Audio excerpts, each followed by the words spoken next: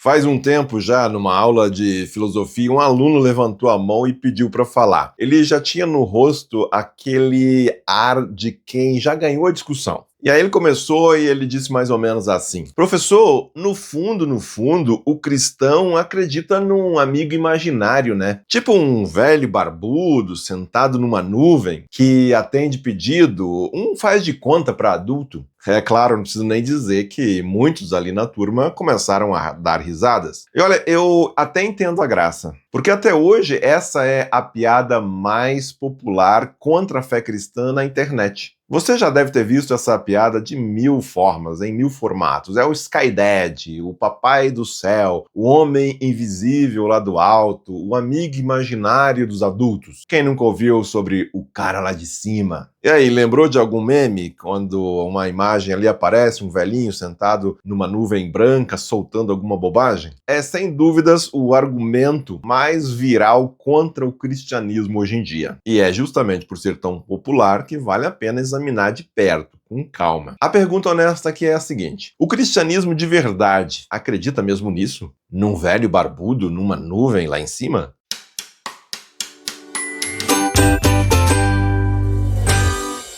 Olá, você está no canal Teologia Missional. Meu nome é Rodomar Ricardo Ramloff e aqui nós encaramos todas as perguntas com coragem e honestidade. Voltando à história do velhinho, tem uma parte aí nessa história que eu preciso reconhecer e até dar certa razão. Sim, tem uma parte em que essa piada faz sentido e até está correto. Essa imagem do Deus velhinho existe mesmo. Ela circula por aí e, acredite, circula inclusive entre muitos cristãos. Pensa aí naquele Deus da aula de escola dominical, o Deus que se conta muitas vezes, que se explica para criança pequena, aquele vovô de barbas brancas lá no céu. Às vezes aparece até em ilustrações aí de livros nas igrejas. Pensa agora no Deus da teologia da prosperidade também. É aquele Deus que funciona como uma espécie de gênio da lâmpada mágica, da lâmpada dos desejos. Você esfrega a oração certa e ele realiza o seu pedido. Pensa, por exemplo, no Deus vovô bonzinho da devoção rasa, que parece existir só para fazer você se sentir bem. Ou pensa no Deus dos devocionais superficiais que arruma uma vaga no estacionamento enquanto ignora o outro. Essas imagens existem.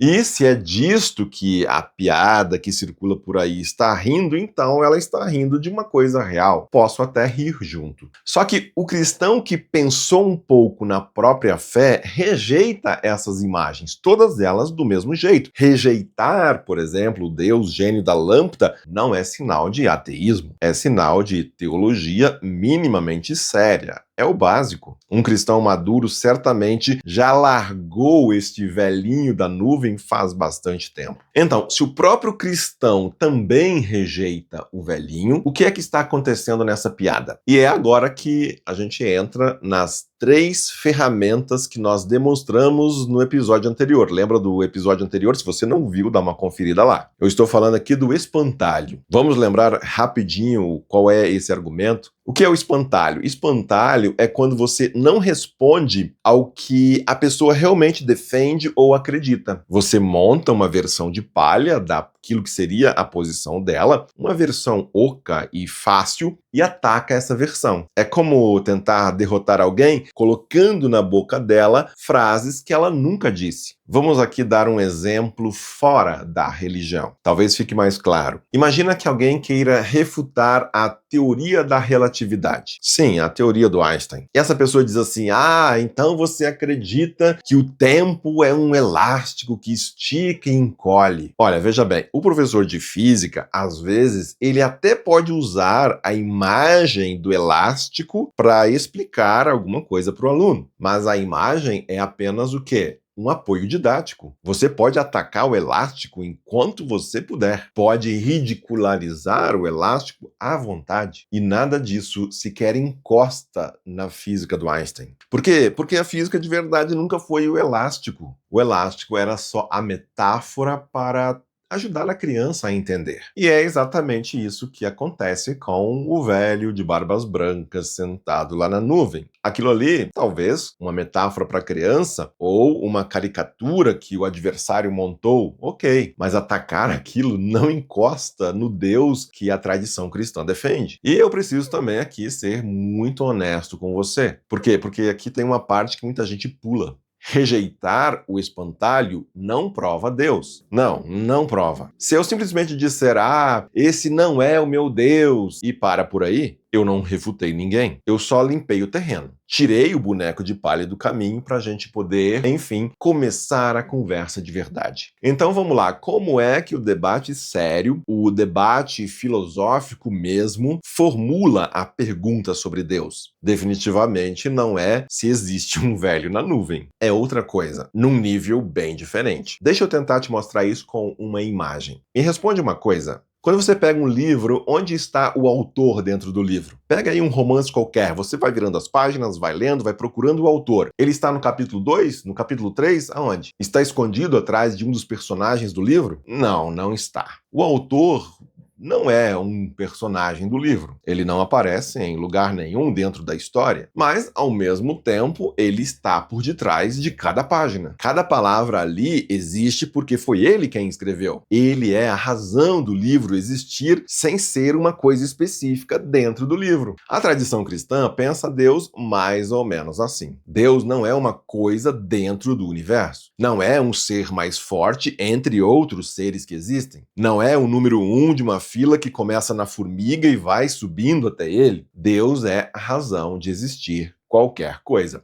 Então, perguntar onde Deus está no universo é quase como perguntar onde está o autor dentro do livro. A pergunta já nasce torta. E os teólogos têm uma palavra para isso. Parece complicada, mas a ideia é simples. Transcendência. O que é transcendência? Transcendência quer dizer que Deus não ocupa um ponto no mapa. Ele não mora num lugar lá em cima, geograficamente falando. Ele é a própria razão de existir qualquer lugar, qualquer espaço, qualquer em cima, qualquer embaixo. E isso, gente, não é uma desculpa moderna. Não é algo que os cristãos inventaram agora e o foguete subiu e não achou ninguém sentado lá em cima numa nuvem. A tradição cristã fala isso desde os primeiros séculos, muito antes de existir o telescópio. Então, vamos lá, num debate sério, a pergunta Deus existe não é a mesma coisa que perguntar existe um velho sentado numa nuvem? É uma pergunta de outra ordem. É a pergunta pelo fundamento último de tudo. Por que existe alguma coisa em vez de simplesmente não existir nada? O que sustenta a existência de tudo que existe? Por que o universo é organizado a ponto de a gente conseguir estudar ele e entender? Essas são as perguntas de verdade. E nenhuma delas tem a ver com um velho de barba branca. E aqui vale ainda mostrar mais uma coisa importante. Dentro do cristianismo não existe uma resposta só para tudo isso. Existem famílias de respostas, de gente que pensou fundo nesse assunto ao longo dos anos. E são pessoas que até discordam entre si em muitas coisas, mas que se encontram num ponto. Deixa eu te apresentar pelo menos 3 dessas respostas. O primeiro é Agostinho, Santo Agostinho, Agostinho de Hipona, bispo no norte da África, lá pelos séculos 4, 5, um dos maiores pensadores da história da igreja. Agostinho tem uma frase muito bonita sobre isso,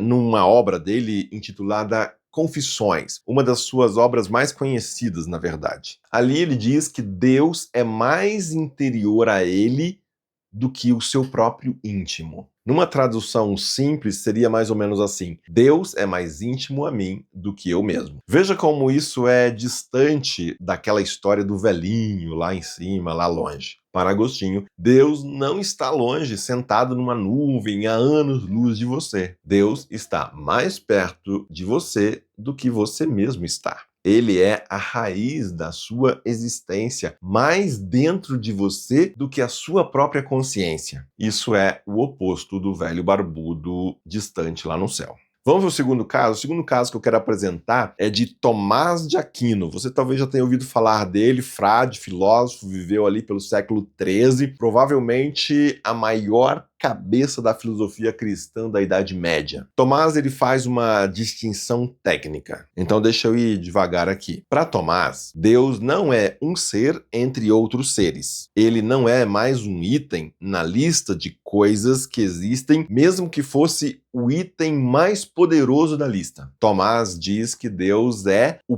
próprio ato de existir. É uma categoria diferente. A criatura, você, eu, a montanha, a estrela, recebe a existência dela a partir de algo de fora. A gente podia muito bem não ter existido, enquanto Deus, não. Deus é aquilo cuja natureza é justamente existir. Deus é, então, existência pura, diria Tomás de Aquino. Veja como isso fica também longe de um velhinho na nuvem. Porque um velhinho na nuvem seria o quê? Seria só mais uma criatura.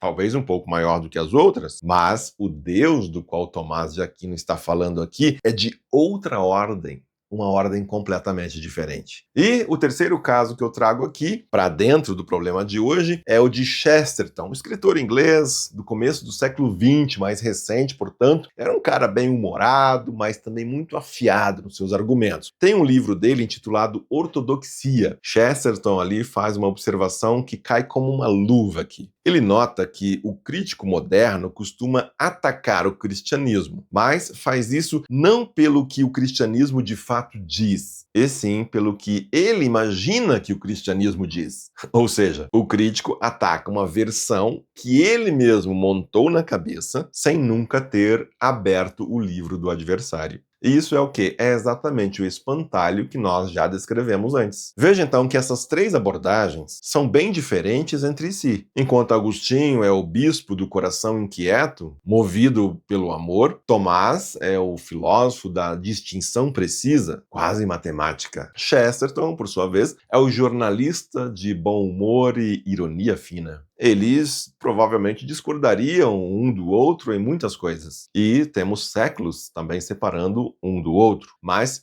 os três apontam para o mesmo lugar. O Deus do cristianismo nunca foi uma caricatura, uma imagem como esse tal velhinho sentado numa nuvem. Nenhum deles, em nenhum momento, defendeu esse tipo de imagem. Então, isso simplesmente não é fé cristã. Me permita, então, fechar esse vídeo sendo bem direto com você. Principalmente se você me acompanhou até aqui sendo cético, até mesmo um ateu. Se você rejeita o Deus velhinho na nuvem, ótimo. Os cristãos sérios também rejeitam, eu também rejeito, nesse ponto a gente concorda. Mas rejeitar aquela imagem não é o que te faz ateu e também não me faz menos cristão. Só livrou nós dois de um debate que era falso desde o começo. Discutir sobre a existência ou não de um velhinho no céu seria brigar com um boneco de palha. E agora que o boneco saiu da frente, a pergunta interessante pode finalmente aparecer. Qual é então a pergunta honesta aqui? Você está disposto a discutir o Deus que o cristianismo de verdade defende? Não a caricatura, o Deus real. Então é isso, no próximo episódio a gente encara outro argumento desses, argumento bem popular, e esse já não é uma caricatura, né, como essa do velho na nuvem. Esse argumento que nós vamos olhar no próximo episódio é um pouquinho mais esperto. É aquela ideia de que você só é cristão porque você nasceu numa cultura cristã, numa família cristã, num país cristão. Nós até já mencionamos isso de leve lá no episódio de introdução. O nome disso é falácia genética. A confusão que se faz entre a origem de uma crença e a verdade dela. Mas vamos falar dela com cuidado no próximo vídeo, porque diferente do velhinho lá na nuvem, esse argumento aqui tem um núcleo de verdade que a gente precisa reconhecer antes de começar a responder. Se você quer ler mais, se você quer saber mais sobre isso que nós tratamos hoje aqui neste vídeo, 2 livros são uma ótima porta de entrada para você. E são gostosos de ler. O primeiro é Ortodoxia, do Chesterton, e tem um outro que é Cristianismo Puro e Simples, do C.S. Lewis. Eu vou deixar o link aqui na descrição, dá uma conferida depois. Agora, se você quiser algo mais denso, mais filosófico, aí eu recomendo para você Herman Bavinck, Alvin Plantinga. Eu vou deixar algumas sugestões aqui embaixo também, mas vai sem pressa, vai no passo a passo, vai devagar, um de cada vez. E se esse tipo de conversa te faz bem, se você gosta de pensar com calma, se você gosta de pensar com honestidade, sem torcida, se inscreve no canal, curta o vídeo e venha, me acompanhe na sequência desta série. Te espero no próximo episódio. Que Deus abençoe você e seja você uma bênção.